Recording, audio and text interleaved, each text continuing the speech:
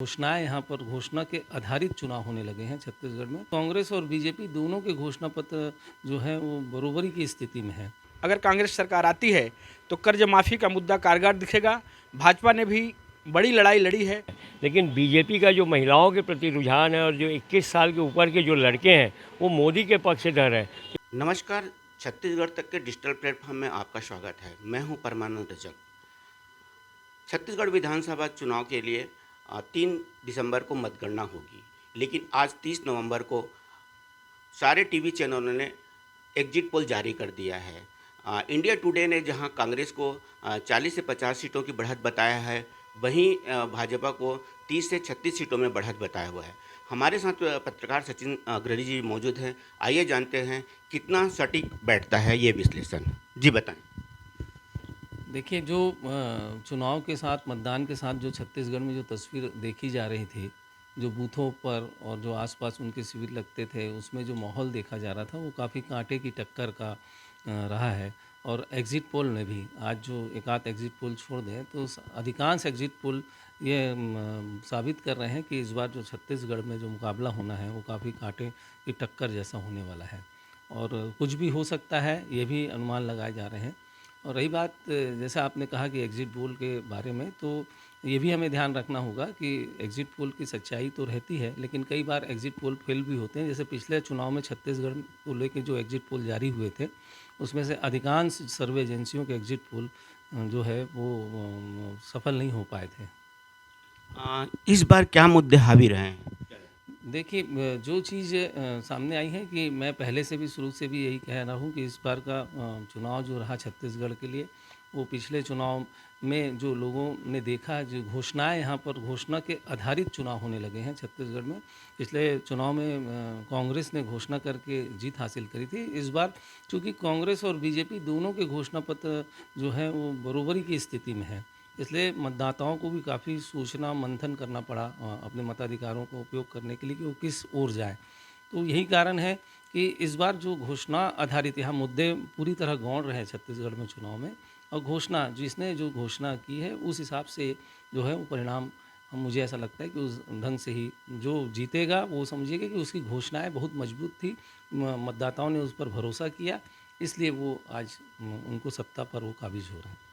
कर्ज माफी का असर कितना दिखाई दे रहा है कांग्रेस को? कर्ज माफ़ी चूँकि भूपेश बघेल जी की सरकार ने पिछले बार पहली अपनी कैबिनेट की बैठक में ही 2 घंटे के भीतर में उन्होंने इसकी घोषणा कर दी थी, तो किसानों का उनके प्रति विश्वास जो है वो कायम है। और वो भी मुद्दा है ग्रामीण इलाकों में। अगर यदि भाजपा को बढ़त मिलती है, बहुमत मिलती है, तो मुख्यमंत्री कौन होगा? डॉक्टर रमन सिंह को भाजपा ने केंद्रीय नेतृत्व ने दरकिनार करके रखा हुआ है, क्या कहेंगे? देखिए, भाजपा जो है वो ग्रास रूट की पार्टी है और हमेशा नए प्रयोग करती है। तो अभी तो पहले सबसे पहले ये देखा जाए कि वो कितनी सीटों तक पहुँचते हैं। और रही बात कांग्रेस की, तो कांग्रेस तो भूपेश बघेल जी के चेहरे पर उन्होंने चुनाव लड़ा है, तो यह तय है कि भूपेश बघेल ही जो है राज्य के फिर मुख्यमंत्री होंगे। अ, भाजपा के ओम माथुर ने कहा है कि भाजपा का मुख्यमंत्री चौंकाने वाला होगा। इसको लेकर क्या कहेंगे? देखिए, इसमें कहीं बिल्कुल सच है कि जो छत्तीसगढ़ में आपने भी देखा है कि इस चुनाव में कि बीजेपी ने सिर्फ 17 दिन की ऐसी लड़ाई लड़ी कि आज वो मुकाबले की स्थिति में, यानी कांग्रेस को कांटे की टक्कर देने की स्थिति में थी। जो कांग्रेस ने 70 पार के नारे दिए थे, पिछले महीने तक का ये माना जा रहा था कि कांग्रेस काफ़ी लीड के साथ आएगी, लेकिन जो आज एग्जिट पोल आए हैं सामने में, उसको देखने से ऐसा लगता है कि पिछले 1 साल से जो ओम माथुर ने जो राज्य में जो चुनाव को लेकर रणनीति बनाई थी, वो काफ़ी कारगर उनकी होती दिखाई दे रही है। और जो कांटे की टक्कर में ये हम मान सकते हैं कि जो बीजेपी को उन्होंने लाया है, वो है ओम माथुर ने बीजेपी को इतना मजबूत करके 1 महीने में उतारा है कि वो आज वो कांटे के मुकाबले में रहे। रही बात मुख्यमंत्री की, तो ये उनका केंद्रीय नेतृत्व तय करता है, लेकिन इसमें ये भी है कि कई नए चेहरे भी उनको भी मुख्यमंत्री के रूप में हम देख सकते हैं। हाँ, आज 30 नवंबर को टीवी चैनलों ने अपना एग्जिट पोल जारी कर दिया है। इंडिया टुडे ने जहां कांग्रेस को 40 से 50 सीटों की बढ़त बताया है, वहीं भाजपा को 30 से 36 सीटों की बढ़त दिखाया हुआ है। तो हमारे साथ जितेंद्र मिश्रा जी हैं, वरिष्ठ पत्रकार जी हैं। आइए चर्चा करते हैं कितना सटीक बैठेगा ये। जी बताएं। देखिए, एग्जिट पोल आज आ गया है। सभी एग्जिट पोल अपने अपने हिसाब से 5 राज्यों का आंकड़ा दे रहे हैं। जहां तक मैं मानता हूं, जनता ने अपना फैसला सुना दिया है। अभी ये प्रारंभिक एग्जिट पोल है। आखिरी फैसला 3 दिसंबर को जब आएगा, जिसकी सरकार बनेगी वही सही होगा। एग्जिट पोल हमेशा 2-4% के डिफरेंस में आता है, उसी हिसाब से आया है। राजनीतिक दल अपने अपने हिसाब से एग्जिट पोल को ले रहे हैं। छत्तीसगढ़ की बात करें तो छत्तीसगढ़ में कांग्रेस को बढ़त बताया जा रहा है। छत्तीसगढ़ में जो चुनाव के दौरान हम लोगों ने देखा है, कांटे की टक्कर है, कड़ा मुकाबला है। पहली बार छत्तीसगढ़ में ऐसा चुनाव दिख रहा है कि प्रारंभिक सर्वे भी यहाँ काम नहीं कर पा रहे हैं। कांग्रेस ने जो सत्ताधारी दल कांग्रेस है, कांग्रेस ने किसानों के मुद्दों को लेकर फिर दूसरी बार चुनाव लड़ा है। यहाँ पर कर्ज माफ़ी का मुद्दा, अगर कांग्रेस सरकार आती है तो कर्ज माफ़ी का मुद्दा कारगर दिखेगा। भाजपा ने भी बड़ी लड़ाई लड़ी है। भाजपा ने जो महिलाओं को 1200 रुपये साल में देने का ऐलान किया है, उसका फ़ायदा होगा। कुल मिलाकर यह कह सकते हैं कि छत्तीसगढ़ में कांग्रेस और भाजपा के बीच कांटे की टक्कर है। एग्जिट पोल में अभी कांग्रेस को बढ़त दिखाई दे रही है, सही बात है। आखिरी जो निष्कर्ष है, जो निर्णय है, 3 दिसंबर को जब आएगा तभी हम उसमें कुछ कह पाएंगे। यदि भाजपा बढ़त हासिल करती है तो मुख्यमंत्री का चेहरा कौन होगा और कांग्रेस में मुख्यमंत्री का चेहरा कौन होगा? देखिए, अभी तो चेहरे पर तो जिनको मुख्यमंत्री बनाना है वही दल अभी खुलकर बात नहीं कर पा रहे हैं। कांग्रेस ने भी जो चुनाव लड़ा है, इस बार चेहरे की बजाय पार्टी पे ज़्यादा मजबूती दी है। भाजपा ने तो ऐलान भी नहीं किया है। भाजपा ने कहा है कि हम जब हमारी सरकार आएगी तब हम मिलकर तय करेंगे। लेकिन ऐसा माना जाता है कि कांग्रेस से प्रमुख रूप से जिनके नेतृत्व में चुनाव, जो टीम के कप्तान थे भूपेश बघेल जी, प्रारंभिक रूप से कांग्रेस के चेहरे वही माने जा सकते हैं। जहाँ तक भाजपा का सवाल है, भाजपा में कई नाम आ रहे हैं, लेकिन लीडरशिप में जो अगर अपन देखें तो उसमें डॉक्टर रमन सिंह इस दौड़ में आगे हो सकते हैं। वैसे भाजपा ने डॉक्टर रमन सिंह को दरकिनार कर दिया सीएम की दौड़ से। ये हम और आप कैसे कह सकते हैं? ये तो भाजपा का अंदरूनी मामला है, भाजपा विधायकों को तय करना है। लेकिन चुनाव के दौरान हम लोगों ने जो देखा है, जिस तरह से देखा है, डॉक्टर रमन सिंह ने बागडोर संभाली है।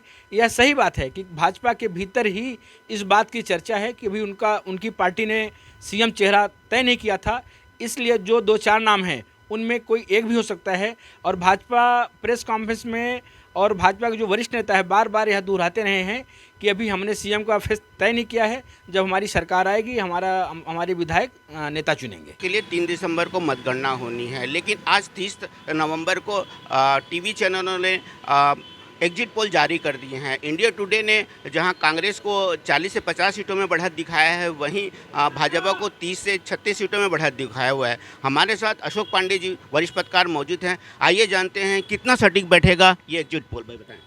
जी, जो एग्जिट पोल का मामला है, ये मैंने पहले ही कहा था कि बीजेपी 35 से ऊपर आएगा और कांग्रेस जो है 40 से ऊपर। ये तो हमने अपने अखबार में भी पहले दिन ही लिखा था। क्या मुद्दे हावी रहे हैं जिस पर? देखिए, कांग्रेस पार्टी ने जो कर्ज माफ़ी का मुद्दा दिया था वो ग्रामीण क्षेत्रों में असर किया है, लेकिन बीजेपी का जो महिलाओं के प्रति रुझान है और जो 21 साल के ऊपर के जो लड़के हैं वो मोदी के पक्षधर हैं, तो इसलिए बीजेपी की सीट सीधा 15 से 35 के ऊपर जा रहा है। यदि भाजपा को बढ़त मिलती है, सरकार बढ़ाने की स्थिति में रहते हैं, तो मुख्यमंत्री का चेहरा कौन होगा? वैसे डॉक्टर रमन सिंह को भाजपा ने दरकिनार करके रखा है, वहीं ओम माथुर ने कहा है कि चौंकाने वाला चेहरा होगा। देखो, चौंकाने वाला चेहरा होगा ओम माथुर जाने, हमको तो नहीं पता है, लेकिन जो पब्लिक के बीच में अभी पूरे छत्तीसगढ़ में एकमात्र चेहरा रमन सिंह का है। लेकिन पहले सरकार आए तो अभी तो सरकार हमको कांग्रेस की बनती नज़र आ रही, लेकिन यदि बनती है बीजेपी का तो फिर ना फिर कोई प्रेम प्रकाश है और ना कोई चंद्राकर जी है, ना कोई ओपी चौधरी है, केवल रमन सिंह ही बनेंगे।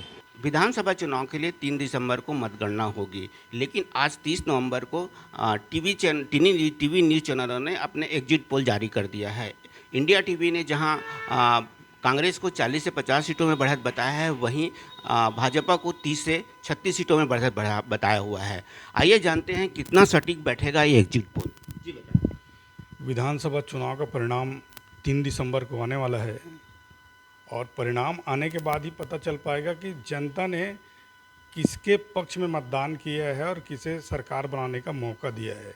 और रही बात एग्जिट पोल की, तो ये अपने अनुमान और आंकड़े होते हैं, उसे टीवी चैनल्स वगैरह जारी कर रहे हैं, पर सीधा सीधा तय तो तभी होगा जब ईवीएम खुलेंगे, डाक मतपत्रों की गणना होगी। अभी तक के हालात जो स्थिति बनी है छत्तीसगढ़ में राजनांदगांव संसदीय क्षेत्र में कि सभी सीटों पर कांटे की टक्कर नज़र आ रही है। दोनों ही दल जो है अच्छे अलग अलग मुद्दों और घोषणाओं को लेकर चुनाव मैदान में आए थे। इसका जनता पर प्रभाव भी रहा है और जनता खामोश है।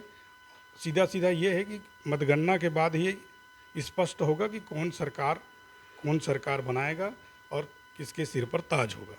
हाँ, इस बार कौन सा मुद्दा ज़्यादातर हावी रहा है? इस बार के चुनाव में कांग्रेस की ओर से जो कर्ज माफ़ी की जो घोषणा है वो एक प्रभावशाली घोषणा रही है। दूसरी बात है गैस सब्सिडी का जो ऐलान किया गया है वो भी रहा है।